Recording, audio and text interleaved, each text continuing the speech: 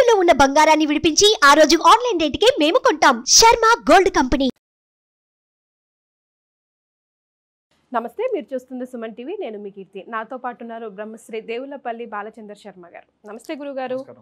గురుగారు, కార్తీక మాసం అంతా శివకేశవులకి ఎంతో ప్రీతికరమైన రోజులు అని చెప్తూ ఉంటాం. ముఖ్యంగా కార్తీక సోమవారాలని మనం ఎలా సద్వినియోగం చేసుకోవాలి?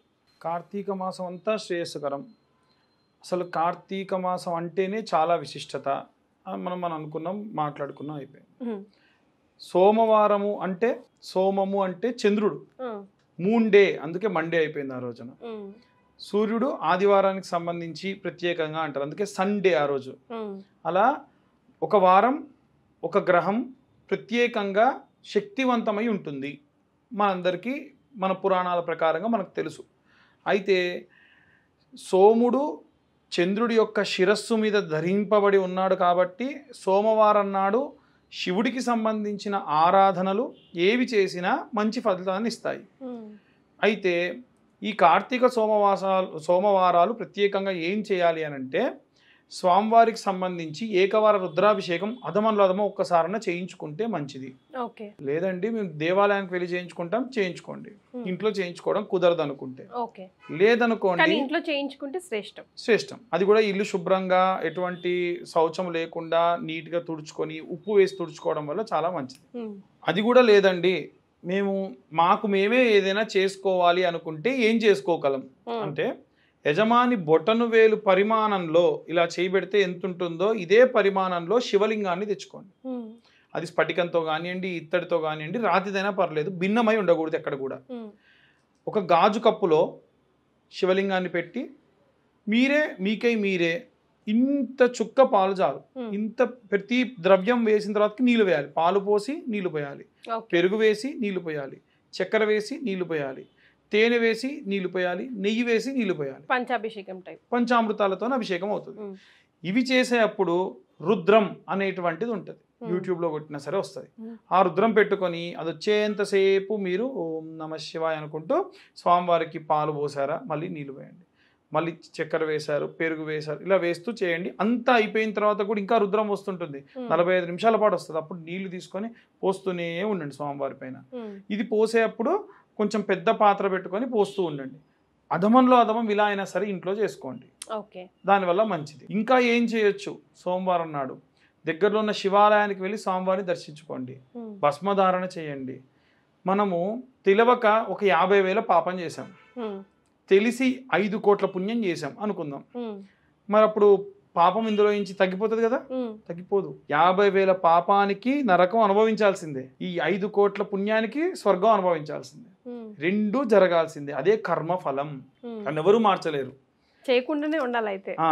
అయితే ఒక్కటి మార్చేస్తుంది, దేవాలయ పరిశుభ్రత, పల్లకి మోయడం, దేవుడి యొక్క పల్లకి మోయడం, రథాలు కదిలిస్తుంటే తోయడం, ఇలాంటివి. అందుకే రథోత్సవాలకు జనాలు అంతగా వెళ్తారు. అలాగే ఈ సోమవారాలు మీరు వీలైతే ఏ శివాలయానికి వెళ్ళినా, ఏ వైష్ణవాలయానికి వెళ్ళినా సరే, ఎవరన్నా ప్రసాదం తిని పడేస్తే ఎవరన్నా తొక్కుతారేమో, అది తొక్కితే ప్రత్యేక దోషం కాబట్టి అది ఎత్తేసేయండి, తుడిచేయండి. చీపురుంది తుడిచేయండి. స్వామివారికి సంబంధించి ఏమైనా పాత్రలు కడుగుతున్నారు అనుకోండి, మీ వంతు మీరు సహాయం చేయండి. స్వామివారికి ఏదన్నా గద ఉంది, ఆంజనేయ స్వామి దేవాలయానికి వెళ్ళారు, అది తుడుస్తున్నారు, నేను తుడుస్తా ఇవ్వడం చెప్పి సహాయం చేయండి. ఇలా చేయడం వల్ల మనం తెలవక చేసిన ఆ పాప భ్రష్టం అంతా పోతుంది. కాబట్టి ప్రత్యేకంగా ఈ సోమవారాలు మీరు ఆ పని చేయండి. శివాలయాలు శుభ్రం చేయడము, మెట్లు కడగడము, ఊడవడము, ఏదైనా బొట్లు పెట్టడము, ఏదైనా సరే దేవాలయానికి ఏదైనా కావాలి, దీపారాధనలు చేస్తున్నప్పుడు దీపాలు వెలిగిచ్చేస్తారు, వెళ్ళిపోతారు. మరి తర్వాత అవన్నీ తీయాలిగా, మళ్ళీ శుభ్రం చేయాలిగా, మళ్ళీ దాని వంతు మీరు వెళ్ళి మీ శ్రమను మీరు అక్కడ వెచ్చించండి. ఇలా చేయడం వల్ల మీకు తెలవకుండా చేసిన ఎన్నో రకాలైనటువంటి పాపములు ప్రక్షాళన అవుతాయి. ఇవి కార్తీక సోమవారాల్లో ప్రత్యేకంగా మనకు జరిగేటువంటి శ్రేష్టమైనటువంటి పుణ్యం. రైట్. అసలు చేయాల్సిన పనులు చెప్పారు కదా గురుగారు, అస్సలు చేయకూడని పనులు. మధుమాంస భక్షణ చేయకూడదు. మొట్టమొదలు తెలిసి అది పాపం అవుతుంది. మీకు అలవాటు ఉన్నా సరే దాన్ని కంట్రోల్ చేసుకోండి, పాయింట్ నెంబర్ 1. 2, చెట్లని కొట్టకూడదు. ఇప్పుడు ఇంటి నిర్మాణం అవుతుంది, మీ భూమిలో చెట్టు ఉంది, అది ఎట్టి పరిస్థితుల్లో కార్తీక మాసంలో అది సోమవారం నాడు కొట్టకూడదు.